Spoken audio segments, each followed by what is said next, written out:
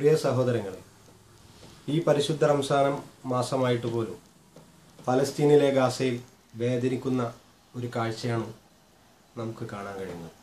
പിറന്ന നാട്ടിൽ നിലനിൽപ്പിന് വേണ്ടി ജൂതന്മാരുടെ തോക്കിന് മുമ്പിൽ പിടഞ്ഞു വീഴുന്ന മുസ്ലിം സഹോദരങ്ങളും അവരുടെ പിഞ്ചു പൈതങ്ങളും അവരുടെ തോക്കിന് മുന്നിൽ പിടഞ്ഞു വീഴുകയും ജീവന് വേണ്ടി യാചിക്കുന്ന ഫലസ്തീനിലെ പാവപ്പെട്ട മുസ്ലിം സഹോദരങ്ങളുടെയും കഥയാണ് നമുക്കിപ്പോൾ കാണാൻ കഴിയുന്നത്. ഇതിനെതിരെ ശക്തമായി നാം എല്ലാവരും പ്രതികരിക്കണം. ജാതി മത ഭേദമന്യേ പ്രതികരിക്കണം. അവർക്ക് വേണ്ടി പ്രാർത്ഥിക്കണമെന്ന് ഈ അവസരത്തിൽ ഞാൻ അഭ്യർത്ഥിക്കുകയാണ്.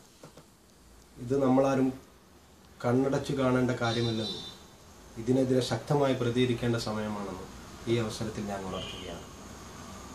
റസൂൽ കരീം സല്ലല്ലാഹു അലൈഹി വസല്ലമ 1400 വർഷങ്ങൾക്ക് മുമ്പ് പറയുകയുണ്ടായി, മുസ്ലിം സമൂഹത്തെ പേടിച്ച് ജൂത സമൂഹം ഒന്നടങ്കം മരങ്ങൾക്ക് പിറകിലും പാറക്കെട്ടുകൾക്ക് മറവിലും ഒളിക്കുന്നൊരു കാലം വരും. ആ കാലം വന്നല്ലാതെ ഖിയാമത്ത് നാൾ ഉണ്ടാവുകയില്ല. എന്തായാലും അങ്ങനെയുള്ളൊരു കാലം വേഗത്തിൽ തന്നെ അവിടെ വന്നു ചേരട്ടെ. അവിടുത്തെ മുസ്ലിം സഹോദരങ്ങൾക്ക് പിറന്ന നാട്ടിൽ ആരെയും പേടിക്കാതെ ജീവിക്കാനുള്ള ഒരു അവസരം ഉണ്ടാകട്ടെ എന്ന് നമുക്കെല്ലാവർക്കും പ്രാർത്ഥിക്കാം.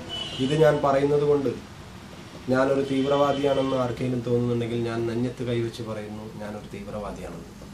ഇത് ഞാൻ പറയുന്നത് ഫലസ്തീനിലെ പാവപ്പെട്ട മുസ്ലിം സഹോദരങ്ങൾക്കും അവിടുത്തെ സഹോദരിമാർക്കും അവിടുത്തെ പിഞ്ചു പൈതങ്ങൾക്കും വേണ്ടിയാണ്.